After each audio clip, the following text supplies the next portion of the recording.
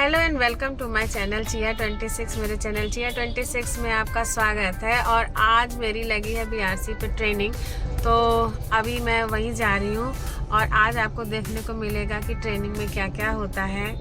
और चलते हैं बीआरसी और देखते हैं ट्रेनिंग।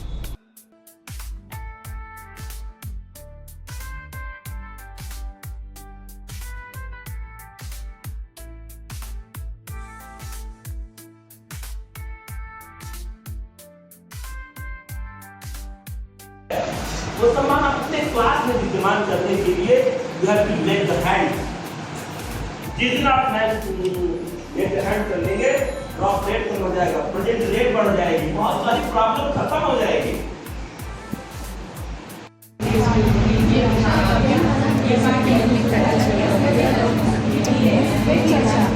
पहले पॉइंट क्लियर हो जाए तब इसको कलर करें।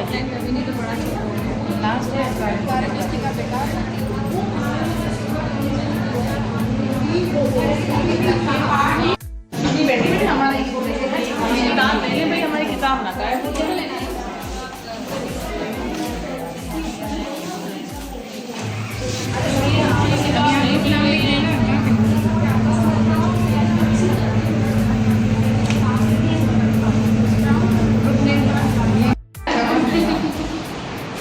हमारा ग्रुप 4 है, जिसमें हमें बतानी है आनंदमयी कविता पर कार्य करने की रणनीतियाँ।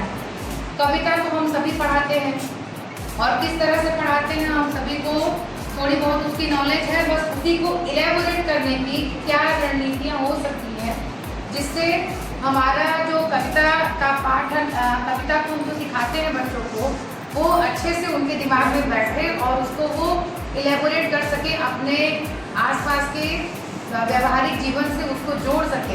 उसके लिए सबसे पहले हमें उसका मौखिक भाषा विकास, जिसके अंतर्गत प्रकरण पर हम चित्र आधारित चर्चा करेंगे। जो चित्र दिया है किताब में वो, या फिर उसके अलावा और भी जो चित्र हैं, उन चित्रों पर हम काम करके और ये चर्चा कर सकते हैं और उससे प्रकरण निकलवाने की कोशिश कर सकते हैं। इसके लिए हमें सहायता लेनी पड़ सकती है खुले छोर के प्रश्नों की, जिसकी वजह से हम अपना प्रकरण बच्चों से निकलवा सकते हैं और फिर हम उन्हें ये बता सकते हैं कि आज हम किस चीज़ के बारे में जानने वाले हैं। क्योंकि मोस्टली हम सभी लोग थोड़ी बहुत एक स्टेप में करते ही करते हैं। उसके बाद अगर कविता हम पढ़ा रहे हैं तो सबसे पहला स्टेप ये कंप्लीट करने के बाद हम आदर्श वाचन करते हैं, यानी कविता को हम पढ़ते हैं। और उसके बाद हम बच्चों के साथ हाव भाव के साथ सस्वर वाचन करते हैं, जिससे क्या होता है कि बच्चों में भी उस कविता के लिए उत्सुकता जागती है और साथ में उनको किस वाक्य के लिए क्या उनको हाव भाव दिखाने हैं वो उनको याद हो जाता है। धीरे धीरे करते हुए वो इस चीज़ को समझ भी जाते हैं।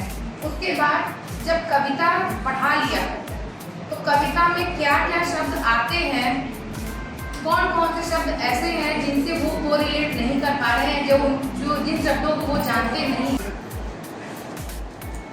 बताओ। एक जो हमारा मेन टॉपिक है सामाजिक और भावनात्मक, जो टीचर से अटैचमेंट वाला मामला होता है, तो उसमें मैं तो ये फील की हूँ कि अगर मैडम को बच्चों ने टच किया तो बच्चों को बड़ी खुशी होती है। तो बच्चों के पास की फिंगर्स हैं, सबसे अच्छा हो और कुछ नहीं, सबसे पहले फिंगर्स हैं उनकी। हमारा है कि 10 से लेकर 20 तक की संख्याओं के साथ काम करना है, तो पहले उसकी फिंगर्स काउंट करा लें। तो 10 फिंगर्स, हमारी 10 उंगलियां हैं हमारे साथ। अब मैम ने अपनी 5 और दे दी, कह रहे अरे मैं भी अपना दे दूँ, अब टोटल जोड़ के बताओ। तो जब बच्चा आपको टच करेगा तो उसको बहुत खुशी होगी। गिनती के साथ साथ तो खुशी भी, मैंने मैम को टच किया तो वो जो एक फीलिंग होती है सामाजिक और भावनात्मक विकास वाला, जो हमेशा जोर दिया जा रहा है बहुत ज़्यादा, कि पहला बच्चा हमसे अटैच हो जाएगा तो फिर वो आराम से हर चीज़ को सीख सकता है। अभी मैम ने बात किया उंगलियों के बारे में, तो एक चीज़ मैं बताना चाहूँगी, शेयर करना चाहूँगी आपसे। मैंने मेरे स्कूल में एक और ये इनिशिएटिव किया। अभी चोरी वाला था, अरे सॉरी बीमारी वाला था, पढ़ने की बीमारी, और अभी है ये 10 उंगलियाँ बड़े काम की चीज़। मैं मेरी ये 10 उंगलियों को यूज़ करके इनसे गणित भी सिखाती हूँ, इंग्लिश भी सिखाती हूँ और हिंदी भी सिखाती हूँ। मतलब जितना हो सकता है मुझसे मैं सारी चीज़ों को कोशिश करती हूँ कि उंगलियों से दिखा सकूँ। तो उंगलियों का इस्तेमाल गणित में जोड़ना, ये मेरी कितनी उंगली है गिन के बता दो। जब 10 तक की संख्याओं का ज्ञान बच्चों को है तो वो ये उंगलियां तो आराम से गिन लेंगे। अब तुम्हारी कितनी उंगलियां हैं तो वो आराम से जब बता देगा, अगर 10 तक का ज्ञान उसको है तो। तोड़ मोड़ मिलाई दिए कितना है, चलो गिनो। तो उसने यहाँ पे सीखा कि अगर हमारा और तुम्हारा मिला दिया तब क्या होगा। तो यहाँ पर हम पर्सन टू पर्सन एक्टिविटी भी करा सकते हैं और ग्रुप में भी एक्टिविटी करा सकते हैं, जो मनके हैं, कंचे हैं, पत्तियाँ हैं, मालाएं हैं, इन सारी चीज़ों से। तो मैथ में पर्सन टू पर्सन अगर एक एक बच्चे को सिखाना है और ग्रुप वाइज अगर हमारा एक ग्रुप बन गया जो इन चीज़ों को समझ चुका है तो ग्रुप वाइज एक्टिविटी करिए या पर्सन टू पर्सन करिए। ये 10 उंगलियाँ हमेशा बड़े काम की चीज़ है। Thank you. जैसे हमारा थर्ड पॉइंट है कि मेंटल स्ट्रैटेजीज और काउंटिंग स्ट्रैटेजीज का काम हम किस तरह करेंगे। यहाँ पर बात की जा रही है बिना हासिल वाले सवालों की। तो अगर बच्चों से मेंटल कैलकुलेशन कराना है 2 अंकीय बिना कैलकुलेशन के, तो सबसे बेस्ट तरीका है कि आप हमें जो स्ट्रॉ अवेलेबल कराए गए हैं उनका हम 10 का बंडल बना लें, 10-10 का, और जो खाली है उनको इकाई के रूप में हम उनको पहचान करवाएं। सपोज 32 और 24 हमें ऐड करना है तो हम उनसे पहले कहेंगे कि 32 में कितने दहाई है वो निकालो और 24 में कितने दहाई है वो निकालो। दहाई को जोड़ के कितना हो गया, 5 दहाई।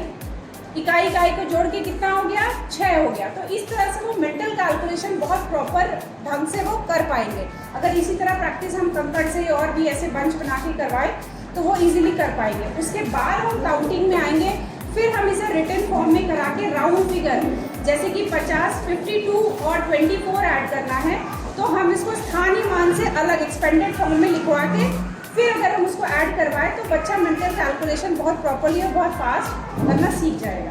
Thank you.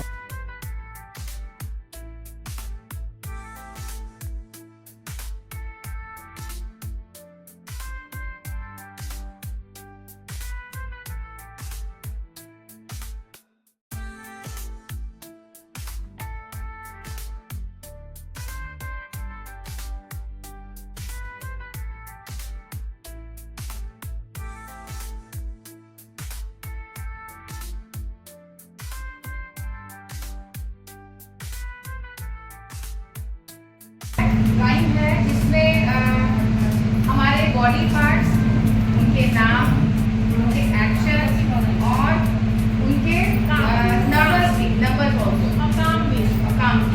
उनके numbers. Along with that the second objective is action words, और कौन सा एक्शन वर्ड क्या मीनिंग रखता है, किस एक्शन पे क्या वर्ड मीनिंग, क्या उसका मीनिंग है वो भी इसमें दिखता है। और इसके साथ साथ जो इसका नाम है राइम, इसलिए राइमिंग वर्ड्स भी इसमें पता चलते हैं। तो खोज लिया, आप भी खोजिएगा और कुछ खोजिएगा। Let's start. Two little hands go clap clap clap, two little hands go clap clap clap, two little legs go clap clap clap, two little legs go clap clap clap, two little eyes are open and wide, two little eyes are open and wide, one little hand goes side to side, one little head goes side by side. Thank you. Thank you. मैं इकाई हूँ, मेरे पास 5 है, मेरा मान 5 है। मैं दहाई हूँ और मेरे पास 4 है, यानी 10, 20, 30, 40। तो मैं हो गई 40। मैं सैकड़ा हूँ, मेरा जो स्थान होता है वो तीसरा स्थान होता है और ये है सैकड़ा, इसे सैकड़ा कहा जाता है। और मेरे पास जो संख्या है वो है 8। तो अगर 100 को हम 8 बार करते तो इसकी वैल्यू हो गई 800। मैं 1000 हूँ और मेरा मान चौथे नंबर पे आता है और मेरी वैल्यू 7 है तो मेरा मान हो गया 7000। 7 गुणे 1000 माने 7000 और हम सब मिलकर हो गए 7800। पीछे कर लीजिए आप लोग, संख्या लिख जाएगा। हम सब मिल